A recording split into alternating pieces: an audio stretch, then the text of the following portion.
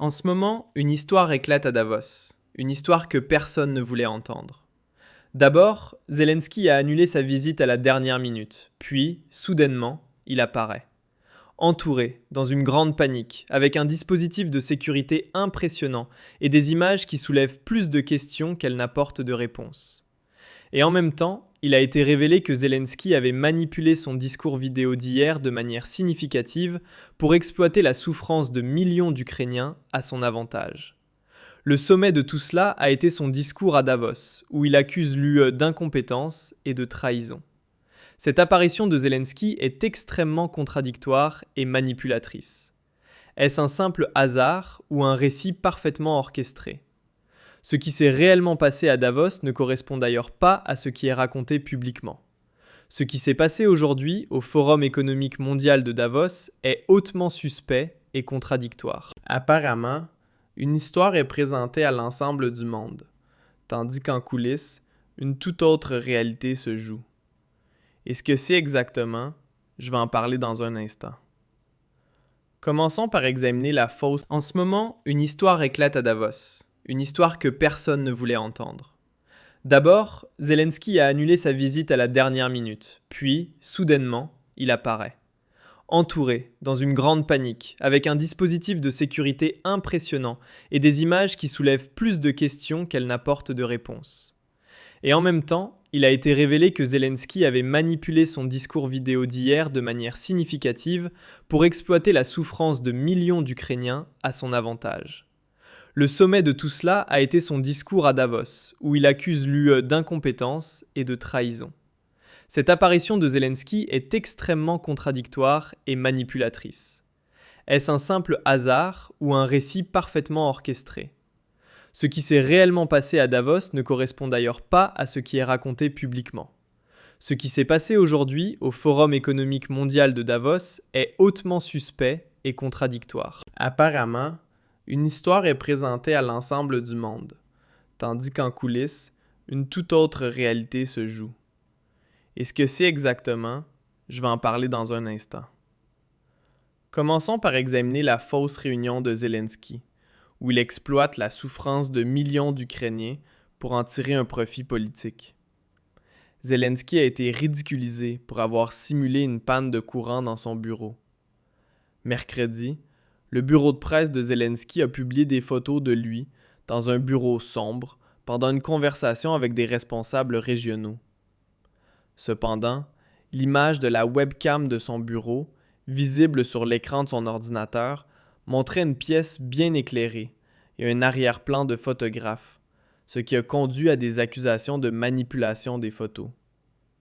Et voici la fameuse photo, avec laquelle Zelensky s'est une fois de plus complètement ridiculisé, prouvant de manière évidente à quel point il se moque de la grave situation en Ukraine. Sur l'écran de Zelensky, il est clairement visible que son bureau est bien éclairé et qu'un caméraman est présent en arrière-plan.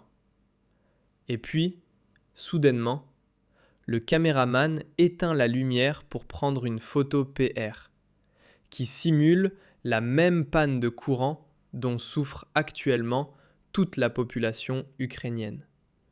C'est vraiment incroyable. Qu'en pensez-vous de cette photo manipulée pour les relations publiques ? Et si vous vous sentez aussi trompé que moi, n'hésitez pas à mettre un like maintenant.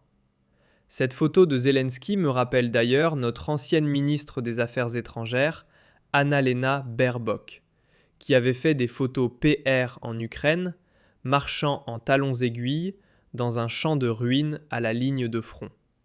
Mais attention, maintenant, ça devient vraiment intéressant. Vous vous rappelez de la déclaration de Zelensky d'avant-hier ? Il avait annulé sa visite à Davos parce qu'il préférait rester avec ses compatriotes ukrainiens dans ces moments difficiles. De manière très patriotique, le Kiev Independent a écrit ce qui suit avant-hier. Je choisis l'Ukraine. Zelensky annonce qu'il annule son voyage à Davos après une nouvelle attaque massive russe. Le président Zelensky a déclaré le 20 janvier qu'il ne se rendrait pas au Forum économique mondial à Davos, mais qu'il resterait en Ukraine car le dernier attaque russe après le 20 janvier avait aggravé la crise énergétique. Voilà, vous l'avez compris. De manière héroïque, Zelensky reste dans les moments difficiles en Ukraine et annule même sa réunion à Davos. Quel sacrifice de sa part! Quel héros en Ukraine! Ou peut-être pas, car aujourd'hui, nous avons vu dans tous les médias que Zelensky est bel et bien allé à Davos et a encore une fois menti à tout son peuple. Parce que réfléchissez un peu, qu'est-ce qui est vraiment plus important? Jouer les héros en Ukraine ou se rendre à Davos pour décrocher de nouvelles milliards qui finiront dans ses poches? Il faut être bien naïf pour ne pas penser qu'il y a quelque chose de plus derrière tout ça. Et même les médias occidentaux ont été vraiment surpris par le voyage de Zelensky. Le journal suisse NZ a écrit « Trump rencontre Zelensky à Davos. De quoi vont parler les deux présidents? » Vladimir Zelensky se rend finalement, de manière surprenante, au Forum économique mondial. Les attentes pour son entretien avec Trump concernant une solution de paix et la situation en Ukraine sont cependant faibles. Donc, Zelensky a fait le déplacement à Davos pour discuter du conflit ukrainien avec Trump. Mais là où ça devient vraiment problématique, c'est que la chaîne américaine Fox News a rapporté que Trump était déjà reparti tôt ce matin. Flash info. Le président Trump a eu une journée extrêmement réussie à Davos. Après avoir quitté l'Air Force One, il a travaillé sans relâche pendant des heures et a fait avancer le projet de construction en Groenland. Après avoir signé le comité de paix ce matin, il retourne à la Maison-Blanche. Donc, si je comprends bien, Zelensky s'est rendu à Davos pour rencontrer Donald Trump, mais celui-ci était déjà reparti tôt le matin.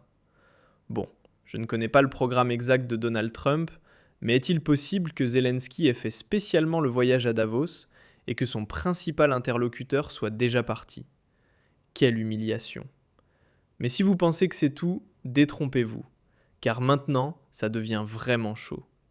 Regardez cette vidéo courte de l'arrivée de Zelensky à Davos et le nombre de gardes du corps qu'il a avec lui. Alors, avez-vous vu ça? 15 gardes du corps pour Zelensky. C'est même 2 fois plus que pour le président américain Donald Trump. Et tout cela dans l'un des endroits les plus sûrs du monde. Et on peut vraiment se demander de quoi Zelensky a tant peur. Mais chacun de vous peut répondre à cette question par lui-même. C'est pourquoi, jetons un dernier coup d'œil à l'étonnement des médias allemands concernant son discours, ou plutôt à leur incompréhension face à ce discours. Zelensky critique les Alliés pour leur rencontre avec la Russie et les États-Unis. Dans son discours au WEF, il attaque sévèrement l'UE et exige une condamnation internationale de la Russie. Le président ukrainien annonce également la toute première rencontre trilatérale entre l'Ukraine, les États-Unis et la Russie. Il faut vraiment le dire.